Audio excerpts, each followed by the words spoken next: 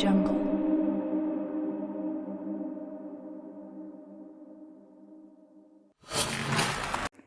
अस्सलामुअलैकुम, Laiba Fatima hair and आज मैंने स्पेसिफ़िकली टारगेट करनी है अपनी एमडी कैट 2023 की जर्नी। अगर उससे पहले मैं आप लोगों को बताऊं कि मेरा एफएससी का स्कोर है 1085, मेरे एमडी कैट का स्कोर है 181 आउट ऑफ 200 एंड मेरा एग्रीगेट बन रहा है 94.34। नम्स का मेरा स्कोर है 92.63% एंड मेरा एग्रीगेट बन रहा है 95.7%। अगर तो आप घर बैठे अपने एफएससी और एमडी कैट की बेहतरीन तैयारी करना चाहते हैं और अल्टीमेटली अपने ड्रीम मेडिकल कॉलेज में एडमिशन हासिल करना चाहते हैं तो मैं आपको इंट्रोड्यूस करवाऊंगा एक ऐप से जिसका नाम है मकसद।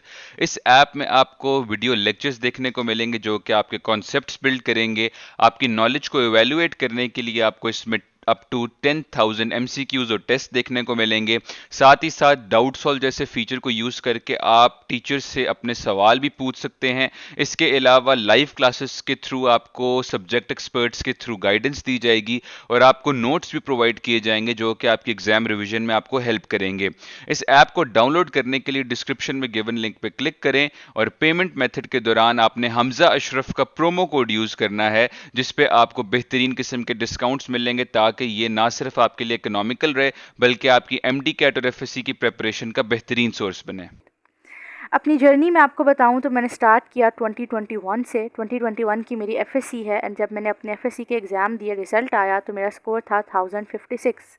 लेकिन उस टाइम पे आपको पता है कोरोना बैच था, उसमें स्टूडेंट्स के मार्क्स 1100 आउट ऑफ 1100 भी आ रहे थे, तो इस वजह से मेरे फिज़िक्स में थोड़े से कम मार्क्स थे। मैंने उसको इम्प्रूव किया। इम्प्रूव करने के बाद सेकेंड एनुअल एग्ज़ाम्स मैंने दिए एंड उसका मेरा रिज़ल्ट आया 1085। फर्स्ट टाइम जो हमारा टेस्ट था वो हमारा टैब्स पे था टेस्ट एंड टैब्स के अंदर हुआ था, उसमें मेरे मार्क्स आए थे 169 आउट ऑफ 210। मेरा एग्रीगेट बन रहा था 88.8% एंड उस टाइम पे जो क्लोजिंग आया था वो था 89.9 समथिंग, यानी कि 1% से मेरा जो एमडी कैट था एडमिशन था वो रह गया था। आप जितने भी फ्रेशर्स हैं उनको पता है कि हर स्टूडेंट एक चांस ज़रूर लेता है क्योंकि 2 मंथ्स का टाइम होता है फर्स्ट अटैम्प्ट में आपके पास, तो आप कहते हैं कि आगे पूरा साल है, आप बहुत इजीली कर लोगे, हो जाएगा, स्पेशली जब आपका 1 या आधे % से रह रहा हो। नेक्स्ट ईयर जब मैंने अपना देखा तो मैंने अपनी तैयारी का आगाज़ किया फरवरी से। 1 फरवरी थी जब मैंने अपनी जितने भी टारगेट्स थे उनको सेट किया एंड मैंने अपने रूटीन को स्टार्ट किया कि अब मैंने एमडी कैट 2022 को क्रैक करना है। उस टाइम पे मैंने स्टेप का ऑनलाइन सेशन ज्वाइन किया एंड उसमें था कि डेली हमारे मॉर्निंग में लेक्चर्स होते थे एंड उसके बाद थोड़ा रेस्ट करने के बाद में इवनिंग में उनके टेस्ट अटैम्प्ट करती थी एंड इसी तरह मेरी पूरी साल शेड्यूल रहा। उस टाइम पे हमारा एमडी कैट काफ़ी डिले हो गया एंड नवंबर 13 को हमारा एमडी कैट हुआ। उस टाइम पे मेरा जो स्कोर आया that was 161 out of 200। Approximately मेरा स्कोर वही रहा। 2021 में मेरा था 169 आउट ऑफ 210 एंड 2022 में मेरा हो गया 161 आउट ऑफ 200 एंड फिर से मेरा एग्रीगेट भी वही 88.9%। इस टाइम पे जब सेकेंड अटैम्प्ट में स्टूडेंट्स का नहीं होता तो स्टूडेंट्स डीमोटिवेट हो जाते हैं, जो कि ऑब्वियस है, आपने इतनी मेहनत की होती है पूरा साल की एंड आप 100% श्योर होते हैं कि आपका हर हाल में हो जाएगा। उस टाइम पे काफ़ी मैं भी डीमोटिवेट हुई, डिसहार्ट हुई एंड मैंने थोड़ा ब्रेक लिया हर चीज़ से अलग होकर एंड फिर मेरे पेरेंट्स की सपोर्ट रही और उन्होंने कहा कि आप कर लेंगे और मैंने डिसाइड किया कि मैं थर्ड अटैम्प्ट दूंगी एंड उसको मैं ज़्यादा मेहनत से, ज़्यादा डेडिकेशन से, ज़्यादा फोकस से दूंगी। हर स्टूडेंट का यही इरादा होता है, लेकिन उस टाइम पे मैं डिसहार्ट इतनी थी कि मैं उन बुक्स को देख नहीं सक रही थी। मैं कह रही थी कि ये एफएससी की बुक्स मुझे ऑलमोस्ट जो हैं वो सारी याद हो चुकी हैं एंड मुझे हिफ्ज़ है, मैं दोबारा इनको क्या पढूं। तो पहले तो दिसंबर जनवरी मैंने अपना वेस्ट किया, बिल्कुल फ्री गुजारा, आप यूँ समझ लें। उसके बाद फरवरी 23 था, ऑलमोस्ट फरवरी भी गुजर चुका था, जब मुझे एडवर्टीज़मेंट एक नज़र आया यूट्यूब पे नियर पेयर का। मैंने उसको देखा एंड मैंने कहा let's give it a try, इस दफ़ा नियर पेयर से अपनी एमडी कैट की प्रिपरेशन करते हैं, हो सकता है मेरे लिए यही फ्रूटफुल साबित हो। उस टाइम पे मैंने सेशन तो ज्वाइन कर लिया, वो एक रेगुलर सेशन था, लेकिन उसको मैंने इतना सीरियसली नहीं लिया। वो मैंने सिर्फ इसीलिए ज्वाइन किया था कि मैं इन टच रहूँ अपनी बुक से और ऐसा ना हो कि मुझे अपना कोर्स सारा भूल जाए एंड मुझे फिर बाद में परेशानी हो कि मैं किस तरीके से दोबारा से ज़ीरो से मुझे स्टार्ट ना करना पड़े। तो इसलिए मैंने उसको ज्वाइन कर लिया था। लेकिन यही था कि मैं डेली 4-5 घंटे पढ़ती थी, अपनी बुक्स को थोड़ा देख लिया, टेस्ट को देख लिया, सब कुछ एंड थोड़े से टेस्ट अटैम्प्ट कर लिया। नियर पेयर के अगर मैं आप लोगों को बताऊं, फीचर्स में अगर बाद में बताऊंगी, सब मेरा मोस्ट इंपॉर्टेंट फीचर जो कि मेरे लिए हेल्पफुल रहा वो था उनका स्कोर प्रिडिक्टर। नियर पेयर में एक स्कोर प्रिडिक्टर का ऑप्शन मौजूद है जो कि आपको बताता है कि आपके एमडी कैट में कितना स्कोर आएगा। आप देख सकते हैं कि मेरा स्कोर प्रिडिक्टर नियर पेयर का एंड पे, मेरी तैयारी के एंड पे था 184 एंड ये मेरा रिजल्ट कार्ड है जिसमें मेरा स्कोर आया है 181, यानी कि 3 मार्क्स का डिफरेंस आया है। जब मैंने स्टार्ट की थी तैयारी तो उस टाइम पे मेरा स्कोर प्रिडिक्टर था 165, जो कि ठीक ही था क्योंकि लास्ट ईयर अभी मेरे 161 मार्क्स आए हुए थे। मैंने फिर कोशिश की कि मैं इसको बेहतरीन करूं, मैं किस तरीके से इसको इम्प्रूव करूं। वो वाहिद चीज़ थी जो आपको मोटिवेट करती है कि भाई आपने एक एक नंबर के लिए फ़ाइट करना है, because every single mark counts. फिर मैंने जो अपनी तैयारी, अगर मैं बताऊं कि मैंने फुल डेडिकेशन से कब स्टार्ट की, इट वाज 27 में, माय बर्थडे, जिस टाइम पे मैंने कहा कि बस बहुत हो गया, अब मज़ीद कुछ नहीं करना, अब आपने इसको पूरी कंसंट्रेशन से पढ़ना है एंड बाकी हर तरह की एक्टिविटी छोड़ दे, जितना टाइम रह गया है उसमें आपने एमडी कैट को ही टारगेट करना है। फिर मैंने अपना शेड्यूल बनाया। नियर पेयर में सर अली इम्तियाज़ हैं, उनके साथ मैंने सेशन किया, उन्होंने मुझे गाइड किया, उन्होंने मुझे समझाया एंड उन्होंने मुझे कॉन्फिडेंस दिया कि बेटा you can be the next MD CAT topper, आप कर सकते हो, आपका थोड़ा सा मार्जिन से रह गया है एंड इस दफ़ा इंशाल्लाह अल्लाह ताला आपको बहुत बेहतरीन नवाजेगा। अगर आपका पिछली बार हो जाता तो शायद डीजी खान में होता, इस दफ़ा इंशाल्लाह आपका किंग एडवर्ड में होगा। इस चीज़ ने मुझे बहुत हौसला दिया, बहुत मोटिवेट किया एंड मैंने अपनी तैयारी को स्टार्ट किया।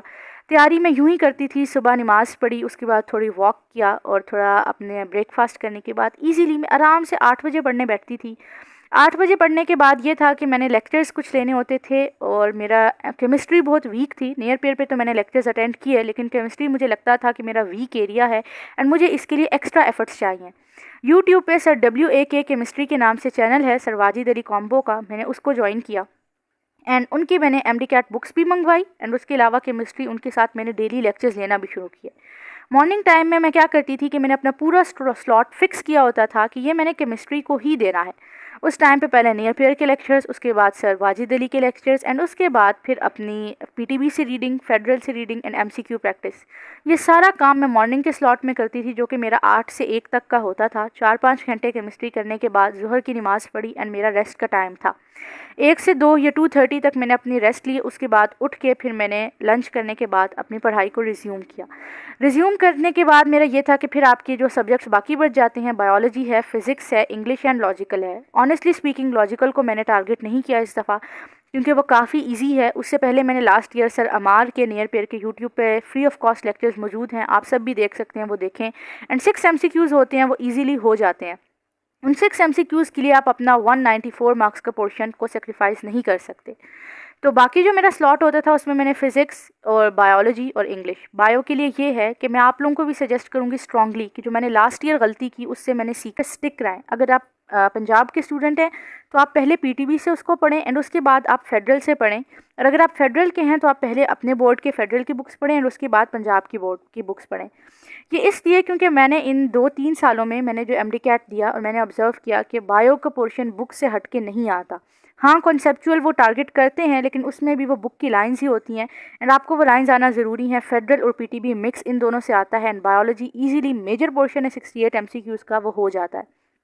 एक और बहुत इंपॉर्टेंट बात, शेड्यूल के हवाले से जो बच्चों को मसला रहता है कि एक दिन में 4 सब्जेक्ट्स टारगेट नहीं होते कि आप केमिस्ट्री, बायो, इंग्लिश, फिज़िक्स सबको इक्वली इंपॉर्टेंट टाइम दे सकें, ऐसा नहीं हो सकता। तो मैंने क्या किया था कि मॉर्निंग का टाइम मैंने केमिस्ट्री रखा था क्योंकि मेरा वीक एरिया है। किसी स्टूडेंट का अगर वो फिज़िक्स है तो वो उसको फिज़िक्स रख सकता है।